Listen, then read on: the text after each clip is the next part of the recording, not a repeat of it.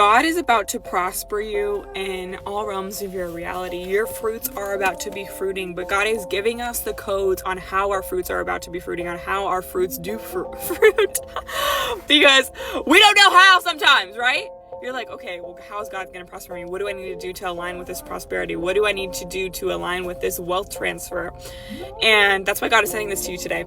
So the key is purity. And a big way on how I've been pure and stay pure is through getting into the Word daily. And something that's been helping me is the app Haven. On my lock screen, I get a new Bible verse every single day. And it has just really changed my perspective, because I'm like, not only am I getting into the Word, but I'm seeing the Word subliminally on my on my home screen every single day, which is shifting my mind, because that's what we need to be doing. We need to be in the Word, like praying ceaselessly almost all the time, like literally all the time, all day, every day, because the fight against us is real, but no weapon formed against us shall prosper. And guess what?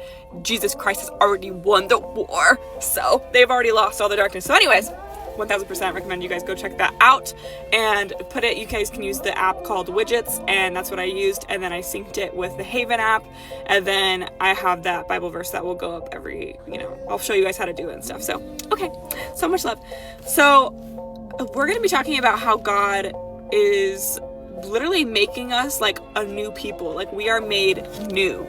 So God is calling us to be pure, to be pure, to be pure, to be pure. So in Titus 2 verse 12, it says, it teaches us to say no to ungodliness and worldly passions, and to live self-controlled, upright, and godly lives in the present age. So, and then going into chapter 3, verse 3. At one time, we too were foolish, disobedient, deceived, and enslaved by all kinds of passions and pleasures. We lived in malice and envy, being hated and hating one another. But the kindness and the love of God, our Savior, appeared. He saved us, not because of the righteous things we've done, but because of His mercy. So because of His mercy and because of our devotion to Jesus Christ, that's literally what's going to change us. But we have to be disciplined, and we have to keep pursuing being like Jesus. And that is the sauce. That is the sauce.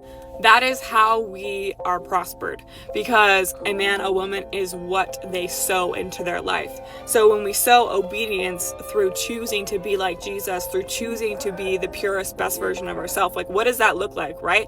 Like what is everyone doing on the planet? Anything evil, right? This world is inverted. So whatever the evil is that is normalized, okay, right? We can go into negative thinking. It can be simple like that. So that means take every thought captive, transmute it into a pure thought. How would Jesus think, right? What would Jesus think about? We transmute the thoughts. Every single thought. That is how we reprogram our mind, because we have fallen into sin. So we've had open doors, which has allowed the devil to come in, and the devil has been the programmer. Okay, you know how we talk about the matrix programs you? Well, that is the devil. The devil programs you, and that is what creates strongholds, which create habits, which create thinking patterns. And so you have to take every thought captive and transmute the thought into a pure thought aligned with Jesus Christ, aligned with God, aligned with the kingdom of heaven.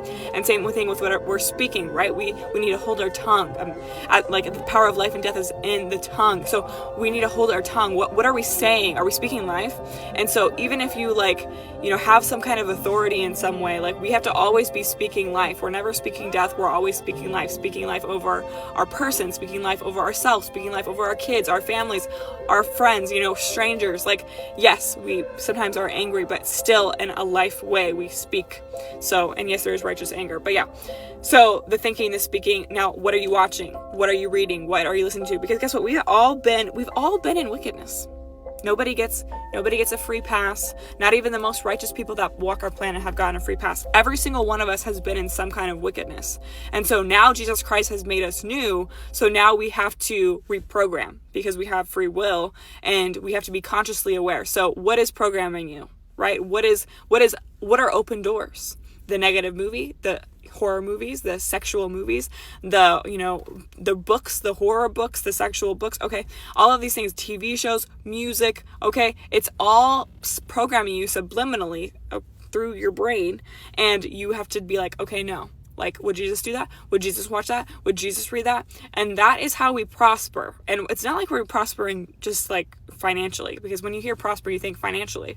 God is going to prosper you in all realms of your life. So your realms of, your relationships, your health, your land, your home, your education, your knowledge. Okay, God's gonna prosper you and your mind, peace in your mind and your nervous system. All the things, you're gonna have peace because God's gonna prosper you in all realms. But we have to be running towards God all day, every day. That means like literally being like, what would Jesus do? What would Jesus do? What would Jesus do? Like all the time. Like there is no days off. We are always asking, what would Jesus do? What would Jesus do? There you go.